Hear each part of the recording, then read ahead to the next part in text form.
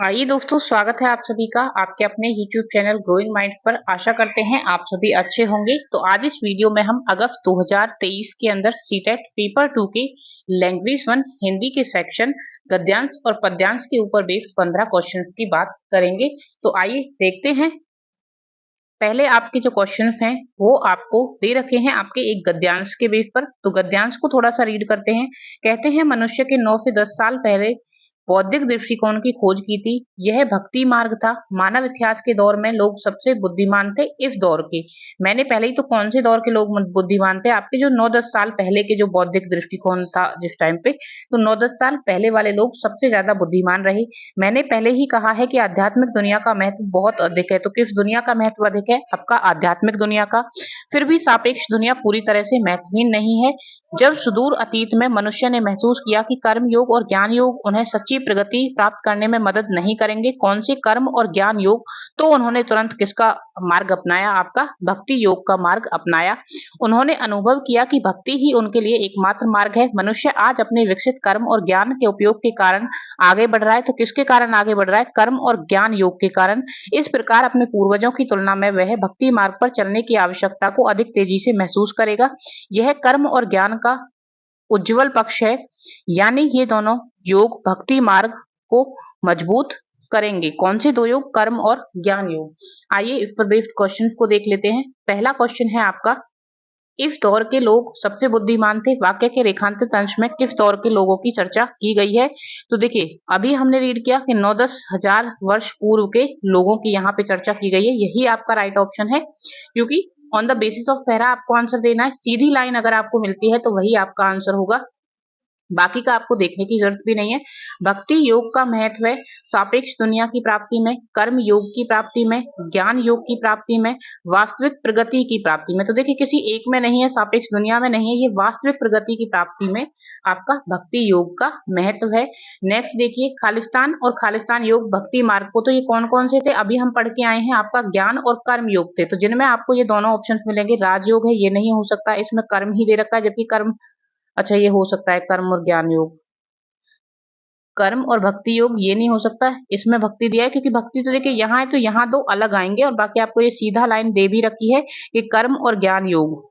ठीक है, तो यहाँ आपका ऑप्शन नंबर 2 क्या हो जाएगा? करेक्ट आंसर हो जाएगा ऑप्शन नंबर 2, कर्म योग और ज्ञान योग। नेक्स्ट है आपका, गद्यांश के आधार पर कहा जा सकता है कि मानव जीवन में खालिस्तान का अधिक महत्व है। तो किसका महत्व बताया था? आध्यात्मिकता का। सीधी सीधी लाइन हम पढ़कर आए हैं। आगे बढ़ते हैं। मानव जीवन के लिए एकमात्र मार्ग है, तो वो किसका मार्ग है? आपका भक्ति का। किसका एकमात्र मार्ग है? आपका भक्ति का। आगे देखिए, मनुष्य के पूर्वजों ने किस चीज की आवश्यकता को नहीं समझा था? तो उन्होंने कर्म मार्ग की, भक्ति मार्ग की या ज्ञान मार्ग की? उन्होंने मानसिक विकास की आवश्यकता को नहीं समझा था। अगर आपको एक बार में पहरा पढ़ने पर इन क्वेश्चंस के आंसर नहीं समझ में आए, तो आप फिर से एक बार उस चीज को, जैसे कि मानसिक शब्द को, वहां पे आप खोजिए कि कहाँ मानसिक शब्द आया है, या फिर कहाँ इस तरह की बात की गई है कि जो पुराने मनुष्य थे वो किस चीज पर ध्यान नहीं देते थे या ध्यान देते थे, तो आपको आपका आंसर मिल जाएगा। नेक्स्ट देखिए, विशेषण विशेष्य का उदाहरण नहीं है।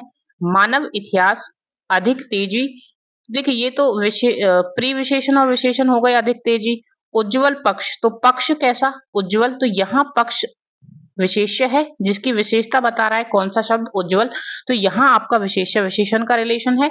अब एक ही ऑप्शन ठीक हो सकता है, तो आगे के ऑप्शन को देखने की भी जरूरत नहीं है। आपका यही आप ऑप्शन क्या हो जाएगा? राइट हो जाएगा।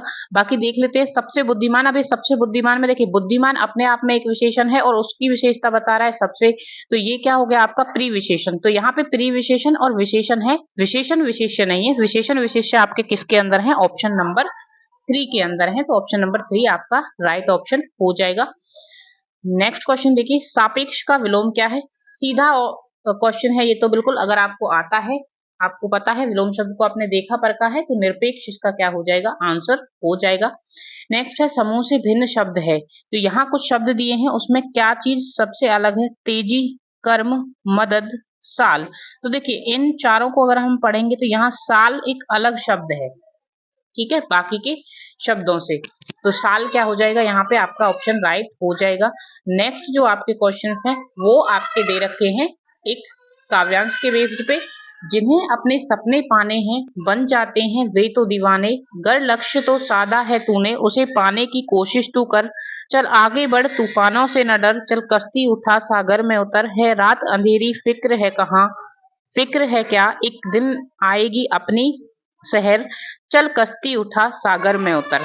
तो देखिए क्वेश्चन आपसे क्या पूछा है, कविता के अनुसार अपने स्वप्नों को पूरा करने के लिए क्या आवश्यक है, स्वप्न देखना, धन संपदा का होना, अनुकूल परिस्थितियां होना, निष्ठा व इच्छा होना। तो देखिए कविता के अकॉर्डिंग क्या है आपका, निष्ठा या इच्छा होना, धन संपदा हो नहीं हो, स्वप्न तो देखिए देखना एक अलग बात हो गई, अनुकूल परिस्थितियां जरूरी थोड़ी है कि स्वप्नों को पूरा करने में आपको अनुकूल परिस्थितियां ही मिलेंगी, तो यहाँ पे आपका निष्ठा एवं इच्छा शक्ति का होना क्या हो जाएगा आपका राइट ऑप्शन हो जाएगा।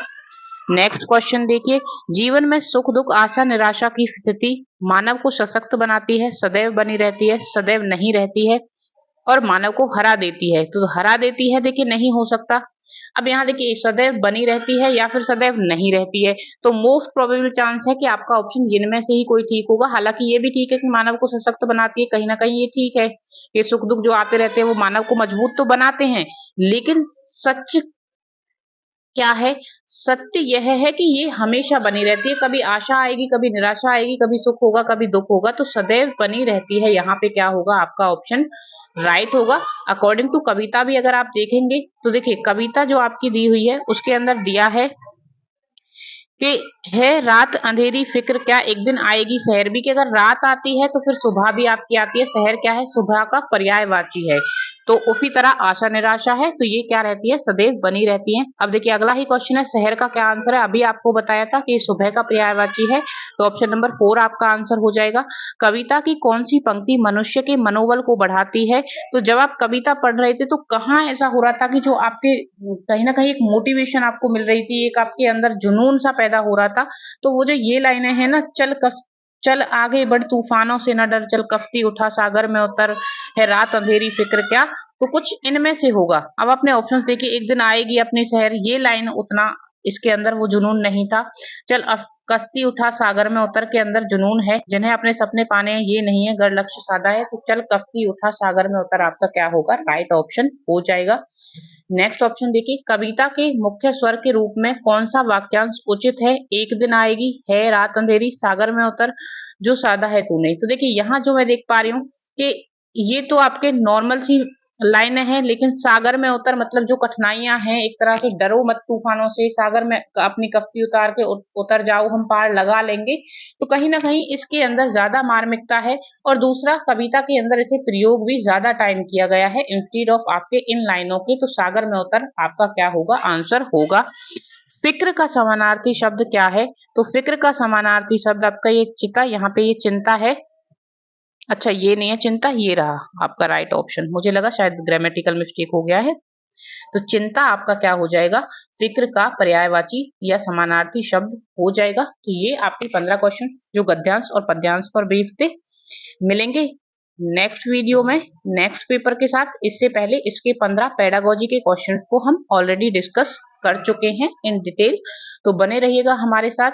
अगर आप सीटेट की तैयारी कर रहे हैं तो ये सीरीज आपके बहुत काम आएगी, हिंदी के सेक्शन लैंग्वेज को समझने में, किस तरह आपसे क्वेश्चंस किए जाते हैं, किस तरह आपको आंसर्स खोजने हैं, हर चीज में आपकी हेल्प करेगी। जुड़े रहिएगा।